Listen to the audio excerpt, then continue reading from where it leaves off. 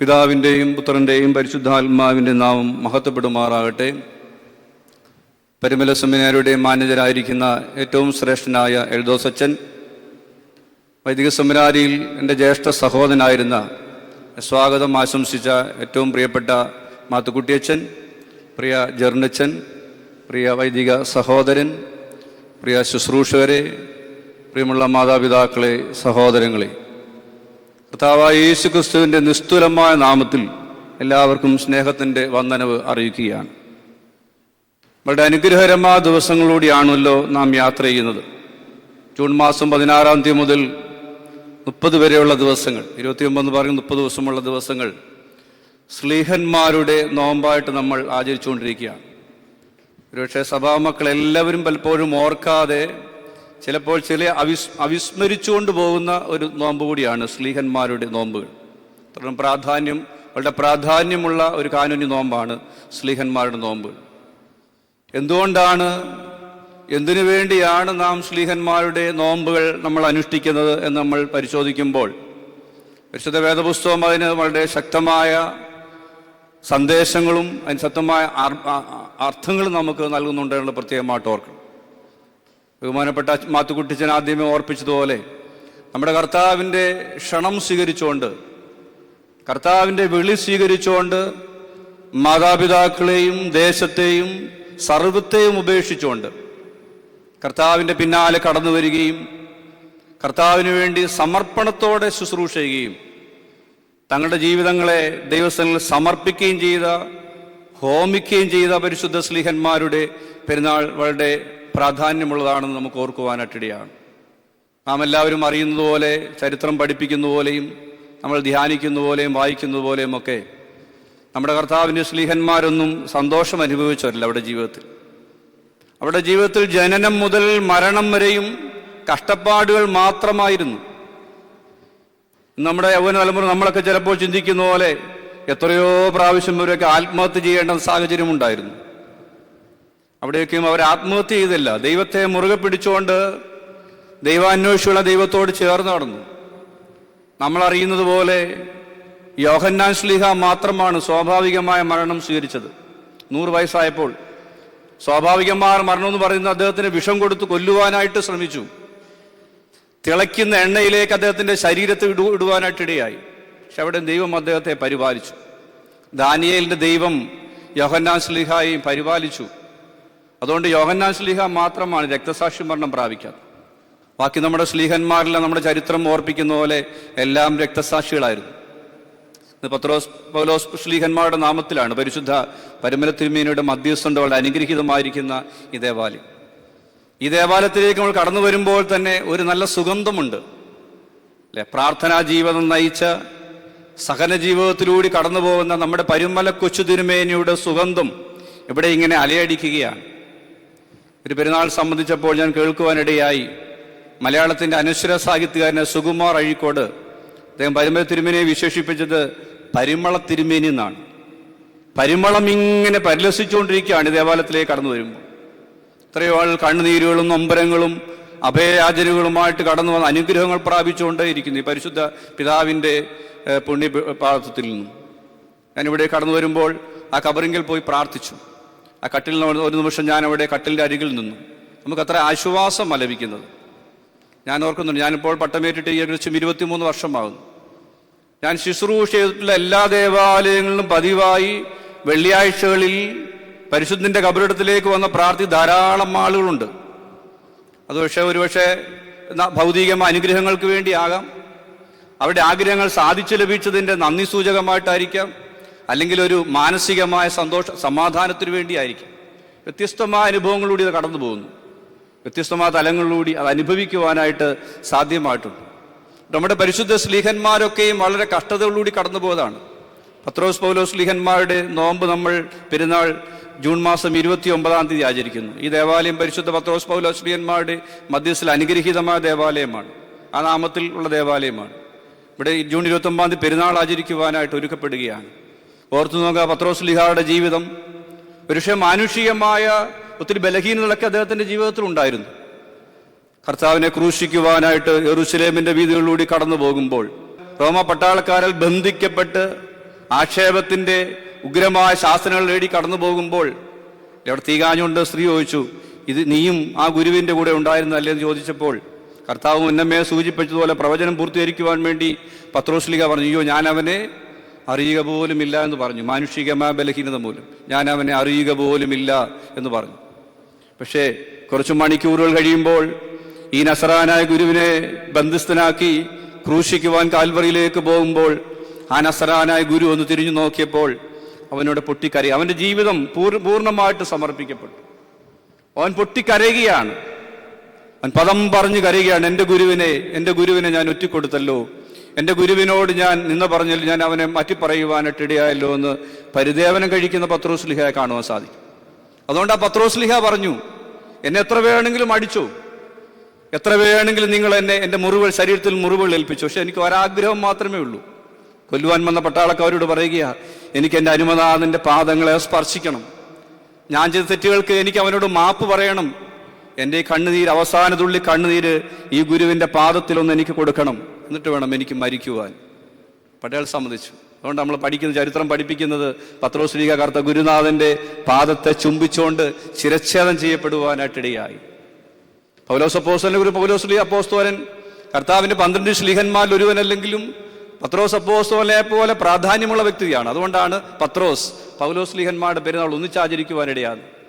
ഇത്രത്തോളം കർത്താവിന് വേണ്ടി ത്യാഗം സഹിച്ച്, ഒരുപക്ഷെ കർത്താവിനാൽ വിളിക്കപ്പെടുന്നതിന് മുമ്പ് ജീവിതത്തിൻ്റെ ബലഹീനതകളുണ്ടായിരുന്നു. ക്രൈസ്തവ സമൂഹത്തെ പീഡിപ്പിക്കുന്ന ഒരു സാധാരണ പട്ടാളക്കാരനായിരുന്നു. പക്ഷെ കർത്താവിൻ്റെ ക്ഷണം സ്വീകരിച്ചു കഴിഞ്ഞപ്പോൾ, കർത്താവിൻ്റെ വിളി സ്വീകരിച്ചു കഴിഞ്ഞപ്പോൾ, വീണ്ടും ഒരു പുതിയ സൃഷ്ടിയായി മാറ്റപ്പെട്ടപ്പോൾ പൗലോസ്ലീഹ പറയുകയാണ്, എനിക്ക് ലോകം ഇനി ഒന്നുമില്ല, എനിക്ക് ജീവിതത്തിൽ കഷ്ടത വന്നുകൊള്ളട്ടെ. റോമലേഖനം 8-ാം അധ്യായത്തിൽ 11-ാം അധ്യായത്തിൽ പറയും, എനിക്ക് കഷ്ടത വന്നുകൊള്ളട്ടെ, എനിക്ക് പട്ടിണി വന്നുകൊള്ളട്ടെ, എനിക്ക് എന്തെല്ലാം സഹനങ്ങൾ വന്നുകൊള്ളട്ടെ, ഇതിൽ ഉയരത്തിലുള്ളതിനോ ആഴത്തിലുള്ളതിനോ ഒന്നിനും എൻ്റെ കർത്താവ് യേശുവിൻ്റെ സ്നേഹത്തിൽ നിന്നും എന്നെ വേർതിരിക്കുവാനായിട്ട് കഴിയുകയില്ല.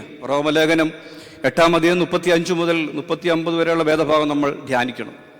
ആ പൗലോസ് അപ്പോസ്തലനെ AD 64 നീറോ ചക്രവർത്തി ശിരച്ഛേദം ചെയ്യുകയാണ്. അദ്ദേഹം ഒരു യഹൂദനായതുകൊണ്ട് അദ്ദേഹത്തിനെ ക്രൂശിച്ചു കൊല്ലുവാനായിട്ട് കഴിയുകയില്ല. റോമ അധികാരത്തിന് കീഴിൽ നിന്നുകൊണ്ട് അദ്ദേഹത്തിൻ്റെ തല അറുത്ത് കളയുകയാണ് ചെയ്തത്. അങ്ങനെ ഓരോ സ്ലീഹന്മാരും കർത്താവിന് പകരം, യൂദായ്ക്ക് പകരമായി തിരഞ്ഞെടുക്കപ്പെട്ട മത്തിയാസ് സ്ലീഹായെയും യെരൂശലേമിൽ വെച്ച് അദ്ദേഹത്തിനെ കൊല ചെയ്യുകയാണ് ചെയ്തത്. നമ്മുടെ കർത്താവിൻ്റെ സ്ലീഹന്മാരിൽ ഞാൻ ഓർപ്പിച്ചതുപോലെ യോഹന്നാൻ സ്ലീഹ ഒഴിച്ച് എല്ലാവരും തന്നെ വളരെ രക്തസാക്ഷികളായി, വളരെ ക്രൂരമായ മരണത്തിന് വിധേയരായിട്ടാണ് ഈ ലോകത്തിൽ യാത്ര ചെയ്യുവാനായിട്ടിടയായത്.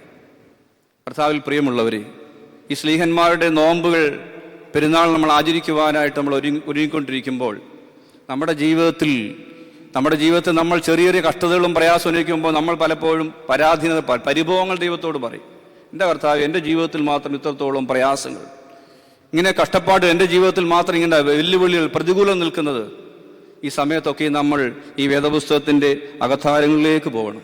സ്ലീഹന്മാരുടെ ജീവിതങ്ങളെ നമ്മളൊന്ന് പഠിക്കുവാനായിട്ട്, ചിന്തിക്കുവാനായിട്ട് എത്രയോ കഷ്ടപ്പാടുകൾ സഹിച്ച സ്ലീഹന്മാരുടെ അനുഭവം. റോമലേഖനത്തിൽ 1 കൊരിന്ത്യർ ലേഖനത്തിൽ പൗലോസ് അപ്പോസ്തലൻ പറയുകയാണ്, 1 കൊരിന്ത്യർ ലേഖനം അതിൻ്റെ 11 മുതൽ 11-ാം അധ്യായം 23 മുതൽ 29 വരെയുള്ള വാക്യങ്ങൾ പൗലോസ് അപ്പോസ്തലൻ പറയുകയാണ്, ഞാൻ ഏറ്റവും അധികം അധ്വാനിച്ചു, അധികം പ്രാവശ്യം തടവിലായി, അനവധി അടികൊണ്ടു, പലപ്പോഴും പ്രാണഭയത്തിലായി. യഹൂദന്മാരാൽ ഒന്ന് കുറയപ്പെട്ട് 40 അടി 5 വട്ടം കൊണ്ടു, 3 വട്ടം കോലിനാൽ അടി കൊണ്ടു, ഒരിക്കൽ കല്ലേറ് കൊണ്ടു, 3 വട്ടം കപ്പൽ ഛേദത്തിൽ അകപ്പെട്ടു, ഒരു രാപകൽ വെള്ളത്തിൽ ഞാൻ കഴിച്ചു, ഞാൻ പലപ്പോഴും യാത്ര ചെയ്ത് നദികളിലെ ആപത്ത്, കള്ളന്മാരുടെ ആപത്ത്, ഇങ്ങനെ പോവുകയാണ് പൗലോസ് അപ്പോസ്തലൻ അനുഭവിച്ച പ്രയാസങ്ങൾ, യാതന സഹനം. 200 അടി ചാട്ടവാറിന് 200 അടിയാണ് യഹൂദന്മാരെ ഏൽക്കപ്പെടുവാനായിട്ടിടയായത്. ഒന്നും സഹിച്ചപ്പോഴും കർത്താവിനെ തള്ളി പറയുവാനായിട്ട് പൗലോസ് അപ്പോസ്തലൻ പറയുക, ഇതെല്ലാം എൻ്റെ ക്രിസ്തുവിൻ്റെ സ്നേഹമായത്, ഞാൻ ക്രിസ്തുവിന് വേണ്ടി സഹിക്കുന്നത് എനിക്ക് അനുഗ്രഹമാണെന്നുള്ള ആ ഒരു മനോഭാവത്തോടെ ഈ യാതനകളൊക്കെ സഹിക്കുവാനായിട്ട്, അതെല്ലാം സ്വീകരിക്കുവാനായിട്ട് അപ്പോസ്തലന് സാധ്യമായി. അതുകൊണ്ടാണ് പറയുന്നത്, കർത്താവിൻ്റെ ക്രൂശിലല്ലാതെ എനിക്ക് പ്രശംസിക്കുവാനായിട്ട് ഇനി ഒന്നുമില്ല. എനിക്കിനിയും ക്രൂശുകൾ വരട്ടെ, എനിക്കിനിയും കഷ്ടതകൾ വരട്ടെ, ഇനിയും സഹനങ്ങൾ വരട്ടെ, അവൻ്റെ ക്രൂശ് മതി എനിക്ക്. ആ ക്രൂശിലല്ലാതെ എനിക്കിനിയും പ്രശംസിക്കുവാനൊന്നുമില്ല പ്രിയരെ. ഈ ആധുനിക കാലത്തിലൂടെ നമ്മൾ കടന്നു പോകുമ്പോൾ കർത്താവിൻ്റെ ക്രൂശിനെ ഒന്ന് താങ്ങുവാനായിട്ട് നമുക്ക് സാധിക്കുന്നുണ്ടോ എന്നുള്ളത് നമ്മൾ ചിന്തിക്കണം. സഭാപിതാവ് ചരിത്രകാരനായ തെർത്തൂലിന് അതുകൊണ്ടാണ് പറയുന്നത്, blood of the martyrs is the seed of the church. സഭയുടെ വിത്തെന്ന് പറയുന്നത്, സഭയുടെ ബീജമെന്ന് പറയുന്നത്, സഭയുടെ നിലനിൽപ്പ് വളർച്ച എന്ന് പറയുന്നത് ഈ രക്തസാക്ഷികളുടെ രക്തമാണ്. ആ രക്തത്തിലാണ് നമ്മൾ നിൽക്കുന്നത്. സ്ലീഹന്മാരുടെയും 1, 2 നൂറ്റാണ്ടുകൾ ചക്രവർത്തിമാരുടെ, റോമൻ പടയാളികളുടെയും ചക്രവർത്തിമാരുടെയും കാലഘട്ടത്തിൽ ഇത്രത്തോളം കഷ്ടതകൾ സഹിച്ച, സഹനങ്ങൾ ഏറ്റെടുത്ത ക്രൈസ്തവ സമൂഹം വളർന്ന അവിടെയാണ്. ക്രൈസ്തവ സഭ വളർന്നത് 1-ാം നൂറ്റാണ്ട്, 2, 3 നൂറ്റാണ്ടുകളാണ്. ആ സഭകളുടെ, ആ പരിശുദ്ധന്മാരുടെ, ആ വിശുദ്ധന്മാരുടെ അവരുടെ കൈത്താങ്ങലിലാണ്, അവരുടെ രക്തത്തിലാണ് ഈ സഭ നിൽക്കുവാനായിട്ടിടയാണ്. പാതാര ഗോപുരങ്ങൾക്ക് ഈ സഭയെ നശിപ്പിക്കുവാനായിട്ട് കഴിയില്ല. സഭ എന്ന് പറയും ഞാനും നിങ്ങളും അടങ്ങുന്ന ഒരു കൂട്ടായ്മയാണ്, ഒരു ഫെലോഷിപ്പാണ്. അതുകൊണ്ട് ഈ കാലഘട്ടത്തിലൂടെ കടന്നു പോകുമ്പോൾ ഈ സഭാജീവിതത്തിൽ നമ്മളെക്കുറിച്ചുള്ള വിളി നമുക്ക് പൂർത്തീകരിക്കുവാനായിട്ട് സാധ്യമാകുന്നുണ്ടോ എന്നുള്ള പ്രത്യേകമായിട്ട് നമുക്ക് ചോദിക്കണം. ഇന്നത്തെ വേദഭാഗത്തിലൂടെ, വെള്ളിയാഴ്ചയുടെ വേദഭാഗത്തിലൂടെ നമ്മൾ പത്രോസ് അപ്പോസ്തലനോട് കർത്താവ് ചോദിക്കുക, do you love me more than these things? പത്രോസേ, നിനക്ക് എന്നെ സ്നേഹിക്കുവാനായിട്ട് കഴിയുന്നുണ്ടോ ഇതിനേക്കാൾ അല്പം കൂടി, കുറച്ചുകൂടി അധികമായി? പത്രോസ് അപ്പോസ്തലനെ ഉപേക്ഷിച്ച് പോയതാ. വീണ്ടും പരീക്ഷിക്കുക കർത്താവിൻ്റെ വിളി കേട്ടുകൊണ്ട് അന്ത്രയോസ് ലീഗ ഓടിപ്പോയി ഭവനത്തിലോട്ട് പറഞ്ഞു. അന്ത്രയോസ് ലീഗയാണ് ആദ്യം കർത്താവിനാൽ ക്ഷണിക്കപ്പെടുന്നത്. അന്ത്രയോസ് അപ്പോസ്തലൻ ഓടിപ്പോയി ഭവനത്തിൽ ചെന്ന് പത്രോസ് ലീഗയുടെ മൂത്ത സഹോദരൻ പറഞ്ഞു, ഞാൻ ഒരു ഗുരുവിനെ കണ്ടെത്തി, എൻ്റെ ജ്യേഷ്ഠനോട് വന്ന് നോക്ക്, അതാണ് യഥാർത്ഥ ഗുരു, നമുക്ക് നോക്കാം. ഉടനെ പത്രോസ് അപ്പോസ്തലൻ ഓടിപ്പോവുകയാണ്. ആ കർത്താവിൻ്റെ മാസ്മരികമായ ശബ്ദം കേട്ടപ്പോൾ തന്നെ കർത്താവിനെ പിൻപറ്റുകയാണ്. എല്ലാം ഉപേക്ഷിച്ച്, വളവും മാതാപിതാക്കളെയും എല്ലാം ഉപേക്ഷിച്ച് കർത്താവിൻ്റെ പിന്നാലെ അനുധാവനം ചെയ്യുന്ന പത്രോസ് അപ്പോസ്തലൻ. ആ പത്രോസ് അപ്പോസ്തലൻ വീണ്ടും പരീക്ഷ കർത്താവ് ചോദിക്കുക, ഡു യു ലവ് മീ? നിനക്ക് എന്നെ സ്നേഹിക്കുവാനായിട്ട് കഴിയുന്നുണ്ടോ? കാരണം കർത്താവിന് പൂർണ്ണമായിട്ടും അറിയുന്നത് പത്രോസ് അപ്പോസ്തലൻ ഞാൻ ഉദ്ദേശിക്കുന്ന പോലെയുള്ള ഒരു ഉയരത്തിലേക്ക്, ഒരു ദൈവാനുഭവത്തിലേക്ക് വളർന്നു വരുവാനായിട്ട് ഇന്നും കഴിഞ്ഞില്ല എന്ന് കർത്താവിന് ബോധ്യമുണ്ടായി. അത് കർത്താവ് ഒന്നുകൂടി അവനെ പരീക്ഷിച്ച് സ്ഥിരപ്പെടുത്തുകയാണ്, പരിശോധനയിലൂടെ സ്ഥിരപ്പെടുത്തുകയാണ്. നമ്മുടെ ജീവിതത്തിലൊക്കെ ചെറിയ ചെറിയ പരീക്ഷകളും പ്രയാസങ്ങളും ഉണ്ടാകുമ്പോൾ അതൊരു നമ്മൾ ദൈവസന്നിധിയിൽ കൂടെ അടുക്കുവാനുള്ള ഒരു മുഖാന്തരമായി നമുക്ക് കാണുവാനായിട്ട് കഴിയണം. അതാണ് വിശുദ്ധ പിതാക്കന്മാർ നമ്മളെ ഓർപ്പിക്കുന്നത്. എൻ്റെ മുമ്പിലിരിക്കുന്ന എല്ലാവരും, ഇവിടെ ഇരിക്കുന്ന ഞാനും നിങ്ങളും അടങ്ങുന്നു. നമുക്ക് 19 വയസ്സൊക്കെ ആയിട്ടുണ്ടാകും, പല പ്രായത്തിലുള്ളവരും. കഷ്ടതകളോട് വെല്ലുവിളികൾ നിറഞ്ഞ ജീവിതമുണ്ടല്ലേ? എനിക്കൊന്ന് കുറച്ച് നമ്മുടെ മാതാപിതാക്കളെ കുറച്ച് പിന്തിരിഞ്ഞ് നോക്കുമ്പോൾ നമ്മുടെ മാതാപിതാക്കൾ കുറച്ചുകൂടി ദൈവാനുഭവമുള്ളവരായിരുന്നു. അതുകൊണ്ട് നമ്മളൊക്കെ ഈ സാഹചര്യങ്ങളൊക്കെ ആയത്. അവർ കുറെ കൂടി പ്രാർത്ഥനാ ജീവിതമുള്ളവരായിരുന്നു. ഉടയതമ്പുരാനോട് വലിയ കൊള്ളരുതായ്മകളും ചെയ്യാൻ ജീവിക്കുന്നവരായിരുന്നു അവരൊക്കെ. അവർക്കൊരു സത്യവും നീതിയും നെറിയും ഉണ്ടായിരുന്നു.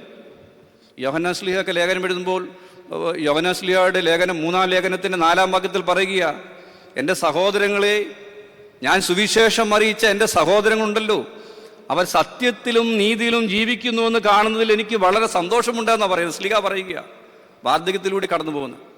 അപ്പോൾ ആ കൂട്ടായ്മയെക്കുറിച്ചുള്ള, ആ സഭയെക്കുറിച്ചുള്ള ഒരു ശ്ലീഹായുടെ കാഴ്ചപ്പാട് എന്താ? നിങ്ങൾ സത്യത്തിലും ന്യായത്തിലും നീതിയിലും ജീവിക്കുന്നു. ഞാൻ വളരെ ദൈവത്തെ മഹത്വപ്പെടുത്തി. അതാണ് ശ്ലീഹന്മാരുടെ ആഗ്രഹം, അതായിരുന്നു. അവിടെ പൂർവികർ ഒരുപക്ഷെ ഈ സമൂഹത്തിൽ ജീവിച്ചപ്പോൾ കുറെ ദൈവിക അനുഭവത്തോടെ കടന്നു പോകുന്ന. ഞാൻ ചെറുപ്പകാലത്തൊക്കെ, ചെറുപ്പപ്പെട്ടിരിക്കുന്ന എല്ലാവരും അങ്ങനെ തന്നെയാണ്. നമ്മളൊരു 10 ഡിഗ്രിയൊക്കെ പഠിക്കുന്ന സമയം വരെയൊക്കെ പ്രാർത്ഥനയോഗങ്ങളൊക്കെ സംബന്ധിക്കുന്നവരായിരുന്നു. ഞാൻ സ്ഥിരമായിട്ട് പ്രാർത്ഥന സംബന്ധിക്കും. എൻ്റെ കൊച്ചിടവക, ഏവൂർ സെൻറ് മേരീസ് ഇടവകയാണ്, മാതൃ ഇടവക. അന്ന് 18-20 വീട്ടുകാർ മാത്രമേ ഉള്ളൂ. പത്തനാപുരം ദറായിൽ നോക്കിയാൽ ഈ അച്ഛന്മാർ വരും. 2 തവണ ഉള്ളത്. അന്ന് ഞങ്ങൾക്ക് ആശാഴ്ച കിട്ടുമ്പോൾ വലിയ സന്തോഷമാണ്. ആശാഴ്ച കിട്ടുമ്പോൾ ചിലപ്പോഴും ഓരോ വർഷം ആവർത്തിച്ച് വരുമ്പോൾ ചിലപ്പോൾ കിട്ടാറില്ല. അപ്പോൾ ആശാഴ്ച ലഭിക്കുമ്പോൾ ഞങ്ങൾക്ക് സന്തോഷമാണ്. ഇത് ലഭിച്ചില്ലെങ്കിൽ ഞങ്ങൾ അടുത്തുള്ള ചേപ്പാട് പള്ളിയിലോ പത്തിയൂർ പള്ളിയിലോ ഒക്കെയാണ് ഞങ്ങൾ പലപ്പോഴും പോകാറുള്ളത്. അതിലവിടെ എഴുന്നേറ്റ് പോകുന്ന ഒരു ക്രമീകരണമുണ്ടായിരുന്നു. അന്ന് പഠിച്ച പ്രാർത്ഥനകളും പാട്ടുകളും, അന്ന് ഒരുപക്ഷെ നമ്മുടെ പിതാക്കന്മാരിരുന്ന് നമ്മൾ പഠിക്കുന്ന യാമപ്രാർത്ഥന അതുപോലെ പാടിയില്ലെങ്കിലും നമ്മുടെ പിതാക്കന്മാരൊക്കെ വളരെ പ്രാർത്ഥന ജീവിതമുള്ളവരായിരുന്നു. ഞാൻ ഓർക്കുന്നു, എൻ്റെ പിതാവ് വെളുപ്പം 4:30 ആവുമ്പോഴെങ്കിലും എഴുന്നേൽക്കുമായിരുന്നു. മനമേ പക്ഷി ഗണങ്ങൾ ഉണർന്നിതാ പാട്ടുപാടിയിടുന്നു. അതിരാവിലെ ഞാൻ തിരുസലിൽ പാട്ടൊക്കെ പഠിച്ചത് അവരുടെ വായ വീട്ടിലെ അപ്പൻ്റെയും അമ്മയുടെയൊക്കെ വായിൽ നിന്നു. അല്ല, പ്രാർത്ഥനയോത്തിൽ പോകുമ്പോൾ അന്നല്ലേ അവിടെ രാവിലെ ഈ പാട്ട് പാടാറില്ല, മനമേ പക്ഷി പാടാറില്ല. അവിടെ ദൈവകൃപയിൽ ആശ്രയിച്ചുകൊണ്ട് പരിശുദ്ധാത്മാവി ശക്തി പകർന്നിടണം, ഇങ്ങനെയുള്ള പാട്ടുകൾ നമ്മൾ കേൾക്കാറുള്ളത്. ഒരു വീട്ടിൽ അന്ന് എനിക്ക് തോന്നുന്നു അപ്പന്മാർ വളരെ പ്രാർത്ഥനാ ഭയമുള്ളവർ. കുറച്ച് 50 വർഷത്തിന് മുമ്പ് നോക്കുമ്പോൾ ഈ വീട്ടിൽ പ്രാർത്ഥിക്കുന്നുണ്ടെങ്കിൽ അവിടെ അപ്പുറത്തെ അപ്പച്ചനും അവിടെ പാട്ട് പാടും. പള്ളിയിലേക്ക് പോകുന്നിടം വരെ എല്ലാ വീടുകളിലും പ്രാർത്ഥനയുണ്ടായിരുന്നു. പ്രത്യേകിച്ച് അപ്പച്ചന്മാരുടെ പ്രാർത്ഥന കേൾക്കാറുള്ളത് എല്ലാ വീട്ടിലും. ഞാൻ പള്ളിയിലേക്ക് നടന്നു പോയി 1 കിലോമീറ്റർ മാത്രമേ ഉള്ളൂ. എല്ലാ ഭവനങ്ങളും അപ്പന്മാരുടെ പ്രാർത്ഥനയുണ്ടായിരുന്നു. സന്ധ്യയാകുമ്പോൾ അവർ വിളക്ക് വെക്കുന്ന ഒരു പതിവുണ്ടായിരുന്നു. 6 മണിയാകുമ്പോൾ, കൃത്യം 6 മണിയാകുമ്പോൾ ഒരു പടത്ത് ദൈവത്തിൻ്റെ പടത്തിന് മുമ്പിൽ അവിടെ ഒരു നിലവിളക്ക്, ഒരു തിരി കത്തിക്കുന്ന ഒരു വലിയ പാരമ്പര്യമുണ്ടായിരുന്നു. ഇതെല്ലാം നമ്മളെ നഷ്ടപ്പെടും. നമുക്കൊരു പക്ഷേ അത് സ്വപ്നം കാണുമ്പോൾ പോലും പലപ്പോഴും പലയിടത്തും കാണുന്നില്ല എന്നുള്ളതാണ്. സന്ധ്യയാകുമ്പോൾ നമ്മുടെ ഒരു വീട്ടിലേക്ക് പ്രവേശിച്ചാൽ ഒരു കുന്തിരിക്കത്തിൻ്റെ മണമുണ്ടാകും. അത് നമ്മുടെ മാതാവൊക്കെ വലിയ താല്പര്യമായിരുന്നു. അല്പം കുന്തിരിക്കുമൊന്ന് പോയിക്കുക. എത്ര സുഗന്ധമായിരുന്നു ഭവനങ്ങളിലൊക്കെ. ഇന്ന് പലപ്പോഴും ആ ഒരു ദൈവാനുഭവം ഇതെല്ലാം നോമ്പുകളും പ്രാർത്ഥനകളും പെരുന്നാളുകളും ഒക്കെ വരുമ്പോൾ ആ ഒരു അനുഭവം അവർ കാത്തു സൂക്ഷിക്കുവാനായിട്ട് ഇടയായിട്ടുണ്ട്. അത് നമ്മുടെ ആ ഒരു ദൈവിക അനുഭവത്തിലൂടെ കടന്നു പോകുന്ന ഒരനുഭവം, നോമ്പിൻ്റെയും പെരുന്നാളുകളുടെയൊക്കെ അനുഭവം. ഇന്നത് പലപ്പോഴും നഷ്ടപ്പെട്ടുകൊണ്ടിരിക്കുക. നമ്മൾ വിളിയെക്കുറിച്ചുള്ള ബോധ്യം നഷ്ടപ്പെടുത്തിയിരിക്കുക എന്ന്. അതുകൊണ്ട് ഈ പെരുന്നാൾ വരുമ്പോൾ നമ്മുടെ കർത്താവ് ശ്ലീഹന്മാരെ വിളിച്ചു, എൻ്റെ പിന്നാലെ ഒരുവൻ വരുവാനായിട്ട് ആഗ്രഹിക്കുന്നുവെങ്കിൽ അവൻ നാൾതോറും തന്നെ നിഷേധിക്കട്ടെ, അവൻ എൻ്റെ ക്രൂശ് എടുത്ത് എൻ്റെ പിന്നാലെ വരട്ടെ. നമ്മുടെ കർത്താവിൻ്റെ ശ്ലീഹന്മാർ ഒരുപക്ഷെ കർത്താവ് ജീവിച്ചിരുന്നപ്പോൾ അത്രത്തോളം അവർക്ക് ദൈവ കൃപയിൽ ബലപ്പെടുവാൻ സാധിച്ചില്ല. പക്ഷെ കർത്താവിൻ്റെ പുനരുദ്ധാനത്തിന് ശേഷം, കർത്താവിൻ്റെ സ്വർഗാരോഹണത്തിന് ശേഷം, പെന്തിക്കോസ്തിയുടെ പരിശുദ്ധാത്മാവ് അഭിഷേകം പ്രാപിച്ചപ്പോൾ അവൾ വളരെ ശക്തിയുള്ളവരായി. ഇരട്ടി ശക്തിയോടുകൂടി ലോകമാകമാനം പോയി കർത്താവിൻ്റെ സുവിശേഷം അനുഗ്രഹത്തോടുകൂടി, ദൈവ നിറവോടുകൂടി, ആത്മാവ് അഭിഷേകത്തോട് പ്രഘോഷിക്കുവാനായിട്ട് അവർക്ക് സാധ്യമായി. ആ ശബ്ദമാണ്, അതിൻ്റെ തലമുറക്കാരാണ് നമ്മൾ ഇന്ന് ജീവിക്കുന്ന നമ്മൾ ഓരോരുത്തരും. മാർത്തോമാ ശ്ലീഹ ഈ ഭാരതത്തിൽ വന്നു. AD 52, 1-ാം നൂറ്റാണ്ടിൽ ഈ ഭാരതത്തിൽ വന്നു. AD 72 അദ്ദേഹത്തെ നിഷ്കരണം കൊലപ്പെടുത്തുവാനിടയായി. തീവ്രവാദികൾ വിശേഷിപ്പിക്കുന്ന അന്നത്തെ മതത്തോട് താല്പര്യമുള്ള തീവ്രമായ മത സ്ഥാനമുള്ളവർ അദ്ദേഹത്തെ നിഷ്കരുണം കൊല ചെയ്യുവാനായിട്ട് ഇടയായി.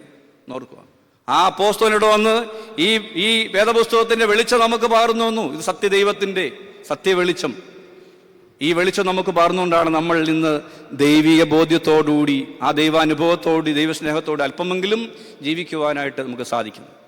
അപ്പോൾ നമ്മൾ ദൈവബോധത്തെക്കുറിച്ചൊരു ആ വിളിക്ക് ബോധ്യമാമണ്ണം ജീവിക്കുവാനായിട്ട് ഇന്ന് നമുക്ക് കഴിയുന്നുണ്ടോ എന്നുള്ളതാണ് നമുക്ക് ചിന്തിക്കുവാനായിട്ടുള്ളത്. ചിന്തിക്കാട്ടെടുത്തിരിക്കുന്ന വേദഭാഗം പത്രോസ് അപ്പോസ്തലന്റെ 1-ാം ലേഖനം 2-ാം അധ്യായത്തിന്റെ 9-ാം വാക്യമാണ്. വളരെ പരിചിതമായിരിക്കുന്ന വേദഭാഗമാണ് ഇപ്പോൾ നമ്മൾ കേട്ടുകൊണ്ടിരിക്കുന്ന വേദഭാഗം. നമ്മുടെ വിളിയെക്കുറിച്ചുള്ള ഒരു ബോധ്യം, നമ്മൾ എന്തിനു വേണ്ടിയാണ് നമ്മളെ വിളിച്ചിരിക്കുന്നത്, എന്താണ് നമ്മുടെ ജീവിതത്തിൽ നമ്മുടെ ഉദ്ദേശമെന്ന് പ്രത്യേകമായിട്ട് ഓർപ്പിക്കുകയാണ്. What is our call? എന്താ അവിടെ 1 പത്രോസ് 2-ാം അധ്യായം 9-ാം വാക്യം. നിങ്ങളോ അന്ധകാരത്തിൽ നിന്ന് തൻ്റെ അത്ഭുത പ്രകാശത്തിലേക്ക് നിങ്ങളെ വിളിച്ചവൻ്റെ സൽഗുണങ്ങളെ ഘോഷിപ്പാൻ തക്കവണ്ണം തിരഞ്ഞെടുക്കപ്പെട്ട ഒരു ജാതിയും രാജകീയ പുരോഹിതവർഗവും വിശുദ്ധ വംശവും സ്വന്തം ജനവുമാകുന്നു. മുമ്പേ നിങ്ങൾ ജനമല്ലാത്തവർ, ഇപ്പോഴോ ദൈവജനം. മുമ്പേ കരുണ ലഭിക്കാത്തവർ, ഇപ്പോഴോ കരുണ ലഭിച്ചവർ തന്നെ. Once you were not a people, but now you are the God's own people. Once you had not received mercy, but now you are received mercy. പണ്ട് നമ്മൾ കരുണ ലഭിക്കാത്തവരായിരുന്നു. ഇന്ന് നമ്മൾ കരുണ ലഭിച്ച ഒരു ജീവിതത്തിലോടുകൂടി എന്തിനു വേണ്ടിയാണ്? For proclaim the mighty acts of the almighty God. കർത്താവിൻ്റെ അത്ഭുതങ്ങളെ പ്രഘോഷിപ്പിക്കുവാൻ വേണ്ടി, കർത്താവ് നമ്മുടെ ജീവിതത്തിൽ തന്നിരിക്കുന്ന നന്മകളെക്കുറിച്ച് നമ്മൾ പ്രഘോഷിക്കണം. അതാ ദൈവം നമ്മിൽ നിന്നും ആഗ്രഹിക്കുന്നത്. നമുക്ക് സാധിക്കാറുണ്ടോ? നമ്മുടെ ഭവനങ്ങളിൽ ഒരു നല്ല കാര്യം ലഭിക്കുമ്പോൾ നമ്മൾ കർത്താവേ താങ്ക്സ് ഗോഡ് എന്ന് പറയാറുണ്ടോ? അല്ലെങ്കിൽ ഒരു നല്ല കാര്യത്തിന് പോകുന്ന മുമ്പിൽ ദൈവത്തെ മഹത്വപ്പെടുത്തിക്കൊണ്ട് നമ്മുടെ പൂർവ്വപിതാക്കന്മാർ പഠിപ്പിച്ച പണ്ട് കാലത്തൊക്കെ ചെയ്യണം. സ്കൂളിലേക്ക് പോകുന്നതിന് മുമ്പ് നമ്മളൊന്ന് പ്രാർത്ഥനാമുറിയിൽ പോയി ഒരു കുരിശ് വരച്ച് പ്രാർത്ഥിച്ചു. സന്ധ്യയാകുമ്പോഴും അങ്ങനെ ചെയ്യുന്ന ഒരു ദൈവികമാർക്ക് അനുഭവം. അപ്പോൾ ദൈവം തന്ന നന്മകളെക്കുറിച്ച് നമ്മൾ ഓർക്കുക. ദൈവം തന്നതല്ല നമ്മുടെ ജീവിതത്തിൽ എന്തെങ്കിലും ഉണ്ടോ എന്നുള്ളത് ആദ്യം നമ്മൾ ചിന്തിക്കേണ്ടത്. ദൈവം തന്ന നന്മകളെക്കുറിച്ച്, ദൈവം തന്നിരിക്കുന്ന ദൈവത്തിൻ്റെ കരുണകളെക്കുറിച്ച് നമ്മൾ നന്ദിയുള്ളവരായിട്ട് ജീവിക്കുവാനായിട്ടിടയാണ്. ദൈവം നമ്മുടെ ജീവിതത്തിൽ നന്മകളെ പ്രൊക്ലെയിം ചെയ്യണം. മറ്റുള്ളവരുടെ മുമ്പിൽ നമ്മൾ പ്രഘോഷിക്കണം, സാക്ഷികളായി ജീവിക്കണം. നമുക്ക് എല്ലാവർക്കും നൂറ്റാണ്ടിൽ രക്തസാക്ഷികളാകാൻ സാധിക്കില്ല.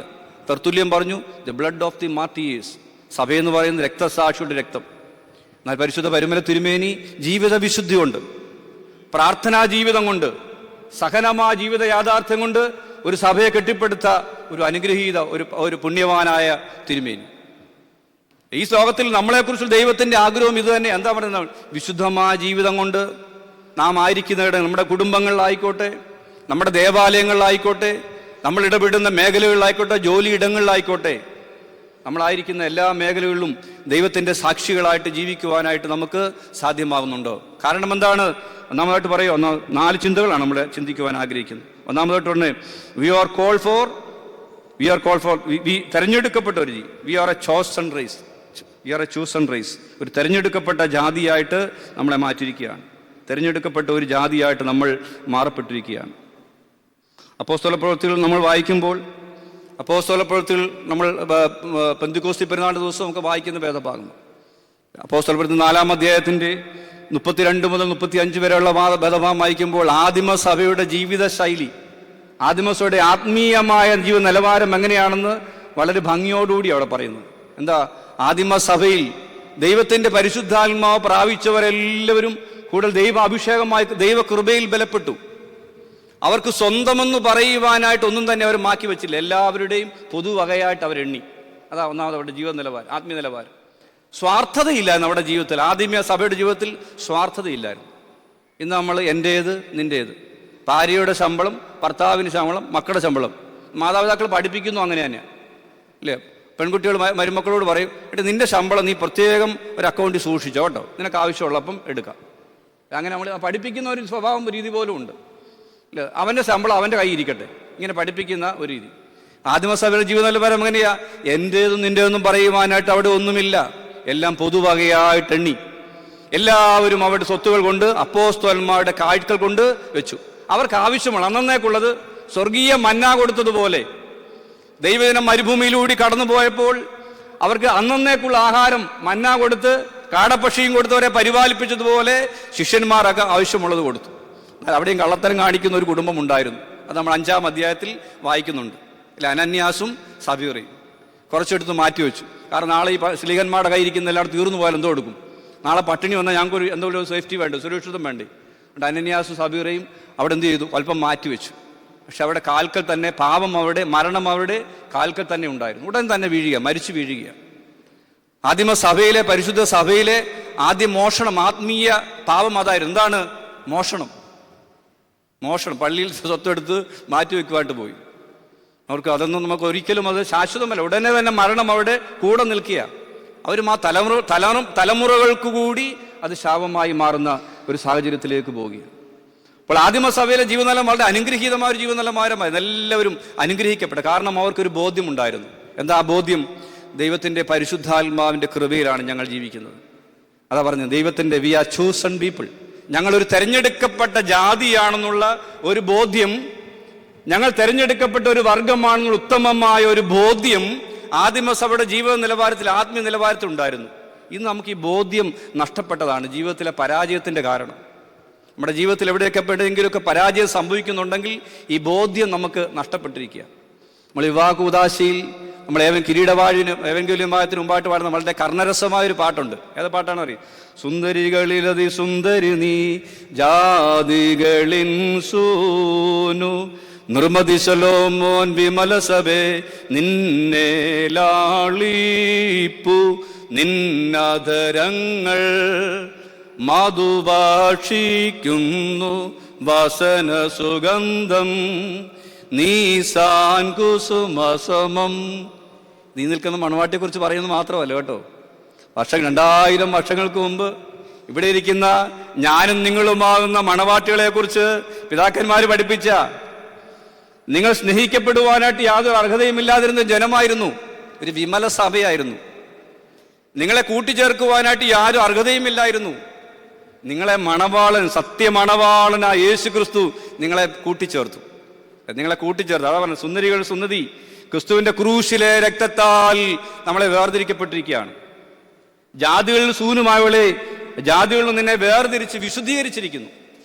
ഇഷ്ടമുള്ള പോലെയൊക്കെ ജീവൻ നിലവാരം നടത്തിയ, ഇഷ്ടത്തിനെയൊക്കെ കണ്ടതിനെയൊക്കെ ആരാധിക്കുകയും ഇഷ്ടമുള്ള താന്തോന്നികളായിട്ട് ജീവിക്കുകയും. നാടോടികളായിട്ടൊക്കെ ജീവിക്കുകയും ചെയ്ത ഒരു സമൂഹത്തെ അല്ലെ ദൈവം വിളിച്ചു, വാ എൻ്റെ രക്തം, തൻ്റെ രക്തം കാൽവറിയിൽ തന്നുകൊണ്ട് നമ്മളെ സ്വീകരിച്ചിരിക്കുക, നമ്മളെ യാഗമായി എടുത്തുകൊണ്ട് നമ്മളെ ശ്രദ്ധിക്കുക. അല്ലെ ജാതികൾ സൂനു. അപ്പം നെറ്റിയിൽ നമ്മൾ കർത്താവിൻ്റെ തിരുശരീര രക്തമാകുന്ന സ്ലീബ, ജീവനുള്ള രക്തത്താൽ നമ്മളെ മുദ്രയിടുകയാണ്. അല്ലേ ആ ചുണ്ടുകൾ, ആ ക്രിസ്തുവിനെ സ്വീകരിക്കുന്ന ചുണ്ടുകൾ നമ്മൾ എന്തുണ്ടാകണം? ദൈവികമായിരിക്കുന്ന സ്നേഹമാണ് ഉണ്ടാകേണ്ടത്. ആ കർത്താവിൻ്റെ തിരുശരീര രക്തം അനുഭവിക്കുന്ന അധരങ്ങളിലും ദൈവികമായിരിക്കുന്ന സ്നേഹപ്രവർത്തനം ഉണ്ടാകുവാനായിട്ടിടയാണ്. അവിടെയാണ് നമ്മുടെ ജീവിതം പൂർണ്ണമാകുവാനായിട്ട്, അവിടെ ഇതൊരു പാപത്തിനും ഒരു പാപതലത്തിലേക്കും പോകുവാനായിട്ട് അത് ഇടയാകാതിരിക്കുവാൻ പ്രത്യേകമായി ശ്രദ്ധിക്കണം. അല്ലെ അതുകൊണ്ട് നമ്മൾ പാട്ടുകാരൻ ഓർപ്പിക്കുന്നുണ്ട്, അല്ലെ യഹോവാ ദൈവമാം വിശുദ്ധ ജാതി നാം, അവനവകാശമാം ജനം നാം, പരദേശികൾ നാം, ഭാഗ്യശാലികൾ.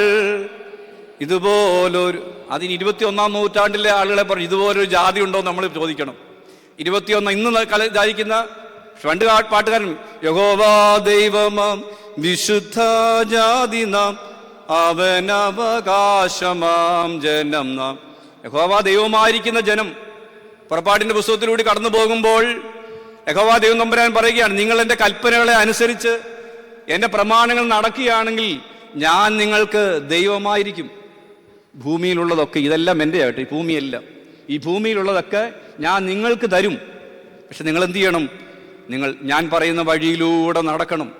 എൻ്റെ കൽപ്പനകളെ നിങ്ങൾ അതുമാത്രം കർത്താവ് ആഗ്രഹം, എൻ്റെ കൽപ്പനകളെ നിങ്ങൾ പ്രമാണിക്കണം. ഏതെൻ്റെ പറുദീസയിൽ എത്ര അനുഗ്രഹമായിട്ടാണ് കർത്താവ് സൃഷ്ടി നടത്തിയത്. ആദ്യ മനുഷ്യൻ ആദമിനെ ഹവ്വയും കർത്താവ് സൃഷ്ടിച്ചു. അവർക്ക് വേണ്ടുന്ന എല്ലാ പ്രിവിലേജസും കൊടുക്കുക, എല്ലാ അനുഗ്രഹങ്ങളും കൊടുത്തു. നിങ്ങൾക്ക് എന്ത് വേണം, ഈ തോട്ടത്തിൽ എവിടെ വേണേലും പോയി നിങ്ങൾക്ക് വിഹരിക്കാം, ഇഷ്ടമുള്ളതെല്ലാം പറിച്ച് കഴിക്കാം, ഇഷ്ടമുള്ളതുപോലെ സന്തോഷമായിട്ട് നിങ്ങൾക്ക് ജീവിക്കാം. അല്ല വൈകാറാകുമ്പോൾ അല്ലേ തമ്പുരാൻ ഈ പറുദീസയിലൂടെ ചുറ്റി നടക്കും, ഉദ്യാനത്തിലൂടെ ഒന്ന് കറങ്ങി നടക്കും. ആദമേ ഹവ്വേ അമൃതുമായ ശബ്ദം കേട്ട് സന്തോഷത്തോടെ ജീവിക്കും. ഇത് കണ്ടപ്പോൾ അസൂയോന്ന പിശാച് ഉടനെ എന്ന് സർപ്പരൂപത്തിൽ കടന്നു വന്ന് അനുഭവിച്ചു. കർത്താവ് ദൈവം എന്താണോ കൽപ്പിച്ചത്, എവിടെയാണോ ഒരു മാർജിൻ കൽപ്പിച്ചത്, അത് തന്നെ അവരെ കൊണ്ട് ചെയ്യിപ്പിച്ചു. വിഷത്തിൻ്റെ നടുക്കൽ നിൽക്കുന്ന വിഷത്തിൻ്റെ ഫലം കഴിച്ചാൽ നിങ്ങൾക്കും ദൈവത്തെ പോലെ ആകാം എന്നുള്ളൊരാഗ്രഹം, ഒരു പ്രലോഭനം അവരുടെ മനസ്സിലേക്ക് നിറച്ചുകൊണ്ട് അവരെ കുഴിയിലേക്ക് അവരെ കൊണ്ടുപോകുവാനായിട്ടിടയാണ്. ഇവിടെ പരാജയം സംഭവിക്കുവാനിടയായത്. ഇന്നും അത് തന്നെ സംഭവിച്ചുകൊണ്ടിരിക്കുകയല്ലേ? ഞാൻ നിങ്ങളും അറിയാതെ എത്രയെത്രയോ പാപങ്ങളിലൂടി നമ്മൾ കടന്നു പോകുന്നു. ഇല്ല അതുകൊണ്ടാണ് പറഞ്ഞത്, യഹോവ ദൈവമായിരിക്കുന്ന ജനം, ആ ജനം പലപ്പോഴും ദൈവസ്ഥലിൽ നിന്ന് അകന്നുപോയിക്കൊണ്ടിരിക്കുക. ഇന്ന് തലമുറ നോക്കി നമ്മളെ ഇന്ന് പറയും, ഇല്ല ഇതുപോലൊരു ജാതി ഉണ്ടോ എന്ന് ചോദിക്കും. ക്രൈസ്തവ സമൂഹത്തെയൊക്കെ നോക്കി നമ്മുടെ ഇല്ലേ പലപ്പോഴും ചോദിക്കും, ഇതുപോലെ ജാതി ഉണ്ടോ? കാരണം എല്ലാം പ്രയാസങ്ങൾ, യുദ്ധങ്ങൾ, എവിടുന്ന് യുദ്ധങ്ങൾ, പ്രയാസങ്ങൾ, സ്നേഹമില്ലാത്ത ജീവിത പ്രവർത്തനങ്ങൾ, അനീതികളും അധർമ്മങ്ങളും വർദ്ധിച്ചുകൊണ്ടിരിക്കുന്ന ഒരു കാലഘട്ടത്തിലൂടെ നമ്മൾ കടന്നു പോകുമ്പോൾ, കർത്താവിൽ വാത്സല്യമുള്ളവരെ, കർത്താവിൻ്റെ സ്ലീഹന്മാർ നമ്മളെ ഭരമേൽപ്പിച്ച ആ ഒരു ക്ഷണം, ആ ഒരു വിളിക്ക് ബോധ്യമായി, കർത്താവ് നമ്മൾ വിളിച്ചിരിക്കുന്ന ബോധ്യമാവണ്ണം ജീവിക്കുവാനായിട്ട് നമുക്ക് സാധ്യമാവുന്നുണ്ടോ എന്നുള്ളത് പ്രത്യേകമായിട്ട് ചിന്തിക്കുവാനായിട്ട് ഇടയാകണം. മറ്റുള്ളവരുടെ സുഖങ്ങൾ നഷ്ടപ്പെടുത്തുവാനായിട്ട് എല്ലാം സാധ്യമാവുന്നുണ്ടോ? നമ്മുടെ ഈ ഭാരതം എന്ന് പറയുന്നത് ഒരു സംസ്കാരമുണ്ട്, ഭാരത സംസ്കാരം. ഭാരതം എന്ന വാക്കിൻ്റെ അർത്ഥം പ്രകാശത്തിൻ്റെ ഭവനം നാടെന്നാണ്. പ്രകാശം, ഇതെപ്പോഴും പ്രകാശം ഇങ്ങനെ ചൊരിഞ്ഞുകൊണ്ടിരിക്കുക. അതാണ് ആർഷഭാരത സംസ്കാരത്തിൻ്റെ വക്താക്കളാണ് നമ്മൾ. നമ്മുടെ ഈ സംസ്കാരത്തിൻ്റെ ഒരു നാനാത്വത്തിലുള്ള ഏകത്വം, അല്ലെ പല മതങ്ങളും പല വിഭാഗങ്ങളും ഒന്നിച്ച് സന്തോഷത്തോടെ ജീവിക്കുന്ന ഒരു പുണ്യഭൂമിയാണിത്. നാനാത്വത്തിലുള്ള ഏകത്വം നമ്മൾ ഹിസ്റ്ററിയിലൊക്കെ പഠിച്ചിട്ടുണ്ട്. ഒരേ കൊമ്പിൽ നിന്ന് സുഖദുഃഖങ്ങൾ പങ്കുവെക്കുകയായിരുന്ന ക്രൗഞ്ചമിഴങ്ങളെ എയ്യുവാൻ തുനിന്ന കാട്ടാളനോട് കാട്ടാള നീ അത് ചെയ്യരുത് എന്ന് പറയുന്ന ഒരു ആർഷഭാരത സംസ്കാരം. നീ അത് ചെയ്യരുത് അമ്മാ നിഷാദ, നീ അത് ചെയ്യരുതേ എന്ന് പറയുന്ന ഒരു സംസ്കാരത്തിൻ്റെ മക്കളാണ് ഞാനും നിങ്ങളും. പക്ഷെ ഇന്ന് ലോകത്തിലേക്ക് നോക്കി ഇന്നങ്ങനെ പറയുവാൻ പോലും തൻ്റെ ഇടമില്ല. കാരണം പറയുന്നവരെ പോലും നിഷ്കരണം കൊന്നെടുക്കുന്ന ഒരു സാമൂഹ്യ വ്യവസ്ഥിതി. അതുകൊണ്ട് പറയുവാൻ പോലും ഭയപ്പെട്ട് നിൽക്കുന്ന നേതാക്കന്മാരെയാണ് നമുക്കിന്ന് കാണുവാൻ സാധിക്കുന്നത്. ഓർത്ത് നോക്കുക, നമ്മളെക്കുറിച്ചുള്ള വിളി എന്താണ്? ഈ വിളിക്ക് ബോധ്യമായി ജീവിക്കുവാനായിട്ട് നമുക്ക് സാധിക്കേണ്ടത് ആവശ്യമല്ലേ? നമ്മൾ പ്രത്യേകമായിട്ട് ചിന്തിക്കുവാനുണ്ട്. ആവർത്തന പുസ്തകത്തിലൂടെ കടന്നു പോകുമ്പോൾ പറയുക, ഞങ്ങൾ ദേശാന്തരികളായ ഒരു അടിമകളായിരുന്നു. ഞങ്ങൾ കുറച്ച് ജനങ്ങളോടുകൂടി ഇസ്രയേലിൽ നിന്നും മിസ്രൈം ദേശത്തേക്ക് കടന്നു വന്നു. ദൈവം ഞങ്ങളെ ചേർത്ത് പിടിച്ചു. എന്നാൽ ഞങ്ങളുടെ വിജയം കണ്ടപ്പോൾ, ജീവിതത്തിൻ്റെ മനുഷ്യവർഗത്തിൻ്റെ വർധനവ് കണ്ടപ്പോൾ മിസ്രൈമിയ ഭറവോമാർക്കും അവിടുത്തെ മിസ്രൈമിയ ജനങ്ങൾക്ക് ഞങ്ങളുടെ അസൂയ ഉണ്ടായി. ഊഴിയമായ വേലകൾ ഞങ്ങളെ കൊണ്ട് ചെയ്യിച്ചു. എന്ത് ഊഴിയ വേലകൾ? വളരെയധികം ഗോപുരം ഉണ്ടാക്കുക, അല്ലേ? പിരമിഡുകൾ ഉണ്ടാക്കുക, വളരെ വളരെ പൗരാണിക പിരമിഡുകൾ ഉണ്ടാക്കുക, വളരെ കിൻഡൽ ഗണത്തിന് വെയിറ്റുള്ള ഇഷ്ടികകളും പാറകളും അടുക്കി വെച്ച് അവരെ കൊണ്ട് വളരെ കഠിനമായ വേലകൾ ചെയ്യിച്ച് ഈ പിരമിഡുകളും ബംഗ്ലാവുകളും ഒക്കെ ഉണ്ടാക്കുക. കുറെ കാലം കഴിഞ്ഞപ്പോൾ ഫറവോ പറയുക, ഇനി ഇവർക്ക് പുറപ്പാടിൻ്റെ പുസ്തകം 5-ാം അധ്യായത്തിലൂടെ കടന്നു പോകുമ്പോൾ നമ്മൾ വായിക്കാൻ സാധിക്കും. അവരെ ഊഴിയ വില എന്താണ്? അവർക്ക് വൈക്കോലുകൾ പോലും കൊടുക്കാത്ത സാഹചര്യം ഉണ്ടായി. ഇഷ്ടിക ചുടുവാനായിട്ട് വൈക്കോലുകൾ കൊടുക്കാൻ അവർ വിസമ്മതിച്ചു. എന്നിട്ട് കാര്യവിചാരകന്മാരോട് പറഞ്ഞു, ഇനി വൈക്കോലൊന്നും കൊടുക്കത്തില്ല, വൈക്കോൽ വേണം അവർ തന്നെ കണ്ടെത്തിക്കോട്ടെ. കൃഷിയിടങ്ങളിൽ പോയി. പക്ഷെ അവർക്ക് ദിവസവും ഉണ്ടാക്കേണ്ടതായിട്ടുള്ള ഇഷ്ടികകൾ അത് കൃത്യമായിട്ട് ഉണ്ടാക്കുകയും വേണം. അങ്ങനെ ഊഴിയമായ വേലകളിലൂടി കടന്നുപോയി. പക്ഷെ അവരുടെ പിതാക്കന്മാരുടെ ദൈവത്തോട് നിലവിളിച്ചു. ആവർത്തന പുസ്തകത്തിൽ പറയുക, ഞങ്ങളുടെ പിതാക്കന്മാരുടെ ദൈവത്തോട് നിലവിളിച്ചു. അബ്രഹാമിൻ്റെയും ഇസഹാക്കിൻ്റെയും യാക്കോബിൻ്റെയും സർവശക്തനായ ദൈവത്തോട് ഞങ്ങൾ നിലവിളിച്ചു. ദൈവം ഞങ്ങളുടെ കരച്ചിലിൻ്റെ ശബ്ദം കേട്ടു. കരച്ചിലിൻ്റെ ശബ്ദം കേൾക്കുന്ന ഒരു ദൈവം ഇന്നുമുണ്ട് പ്രിയരെ. ഹാഗാറിൻ്റെ കുഞ്ഞിൻ്റെയും കരച്ചിൽ കേട്ട ഒരു ദൈവം ഇന്നും നമ്മുടെ മധ്യത്തിലുണ്ട്. നമുക്ക് ആ വിശ്വാസം പലപ്പോഴും നഷ്ടപ്പെട്ടു പോകുന്നതുകൊണ്ടാണ് ദൈവം പ്രവർത്തിക്കുവാൻ മടിക്കുന്നത്. പിതാക്കന്മാർ പറയുകയാണ്, ഞങ്ങളുടെ സങ്കടത്തിൻ്റെ ശബ്ദം ഞങ്ങൾ കേട്ടു. പരിശുദ്ധ പരിമല തിരുമേനിയുടെ കട്ടിലിൻ്റെ അടുക്കൽ വന്ന് കരയുന്നവർ എത്രയോ പേരുണ്ട്. കരഞ്ഞു പ്രാർത്ഥിക്കുന്നവരുണ്ട്. സ്വന്തം ജീവിത അനുഗ്രഹങ്ങൾക്ക് വേണ്ടി, ജീവ നിലവാരം, ആത്മീയ ജീവിതം ഉയരുന്നതിന് വേണ്ടി, കുടുംബങ്ങൾക്ക് വേണ്ടി, സമാധാനമില്ലാത്ത കുടുംബങ്ങൾക്ക് വേണ്ടി, മക്കളുടെ ഉയർച്ചകൾക്ക് വേണ്ടി, സഹോദരങ്ങളുടെ സൗഖ്യത്തിന് വേണ്ടി എത്രയോ പേർ ഈ പരിശുദ്ധൻ്റെ കബറിടത്തിൽ പ്രാർത്ഥിക്കുന്നു. എത്രയോ സാക്ഷ്യങ്ങൾ നമ്മൾ കേൾക്കുവാനായിട്ട് സൗഖ്യം ലഭിച്ചത്, അനുഗ്രഹങ്ങൾ ലഭിച്ച സാക്ഷ്യങ്ങൾ എത്രയോ നമ്മൾ കേട്ടുകൊണ്ടിരിക്കുന്നു. നമ്മുടെ കരച്ചിലുകൾക്ക് മറികടക്കാത്ത ഒരു ദൈവം ഇന്നും നമ്മുടെ കൂടെ ഉണ്ടെന്നുള്ളത് പരിപൂർണമായി വിശ്വസിക്കുവാനിടയാകണം. ഞങ്ങളുടെ പിതാക്കന്മാരുടെ ദൈവത്തോട് നിലവിളിച്ചു. അവൻ ഞങ്ങളെ രക്ഷിച്ചു. അവൻ ഞങ്ങളെ ഈ സ്വർഗീയമായ കനാനിലേക്ക് ഞങ്ങൾ എത്തിച്ചിരിക്കുന്നു എന്ന് പിതാക്കന്മാർ തലമുറകളിലേക്ക് പറഞ്ഞു കൊടുക്കുമായിരുന്നു. വേർത്തന പുസ്തകം പ്രത്യേകമായിട്ട് നമ്മൾ ഓർപ്പിക്കുകയാണ്. അതുകൊണ്ട് എന്താണ് ഞങ്ങളൊരു സ്വന്തം we are the chosen race എന്നുള്ള ഒരു ബോധ്യം അവരുടെ ജീവിതത്തിൽ ഉണ്ടായിരുന്നു. അപ്പോൾ നമ്മുടെ വിളിയെക്കുറിച്ചുള്ള ബോധ്യം എന്താണ്? ഇന്ന് ആധുനികമായ ഈ ലോകത്തിൽ നമ്മൾ കടന്നു പോകുമ്പോൾ ഞാനും നിങ്ങളും അടങ്ങുന്ന ഈ സമൂഹത്തിൽ നമ്മുടെ വിളിയെക്കുറിച്ചൊരു ബോധ്യം ഉണ്ടാകണം. നമ്മൾ ഇടയ്ക്കിടയ്ക്ക് ചോദിക്കണം, ഹൂ ആം ഐ? ഞാൻ ആരാണ് കർത്താവേ? എന്നെക്കുറിച്ചുള്ള നിന്റെ പദ്ധതി എന്താ എന്ന് പലപ്പോഴും നമ്മൾ ദൈവസ്ഥലം ശാന്തമായിട്ട് ചിന്തിക്കണം. We are a chosen people. നമ്മളൊരു ദൈവത്തിൻ്റെ വിളിച്ചവൻ്റെ സൽഗുണങ്ങളെ ഘോഷിക്കുവാൻ തെരഞ്ഞെടുക്കപ്പെട്ട ഒരു ജാതിയാണ്, അല്ലയോ?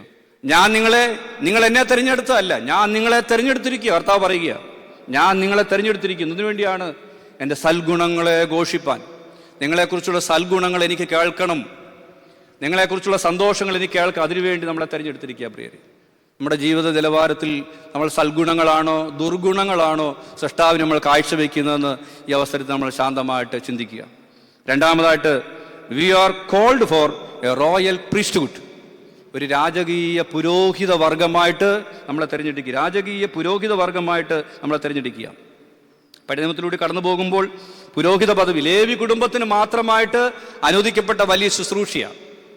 രാജാക്കന്മാരെയും പ്രവാചകന്മാരെയും ന്യായാധിപന്മാരെയും ഒക്കെയും ദൈവ ഇഷ്ടപ്രകാരം കാലാകാലങ്ങളിൽ അവർ നിയോഗിക്കപ്പെടുമ്പോൾ അവരെ ശുദ്ധീകരിക്കുവാൻ വേണ്ടി കാലാകാലങ്ങൾ ദൈവം ലേവി കുടുംബത്തിൽ നിന്നും പുരോഹിതന്മാരെ പ്രത്യേകമായിട്ട് നിയമിച്ചിരുന്നു.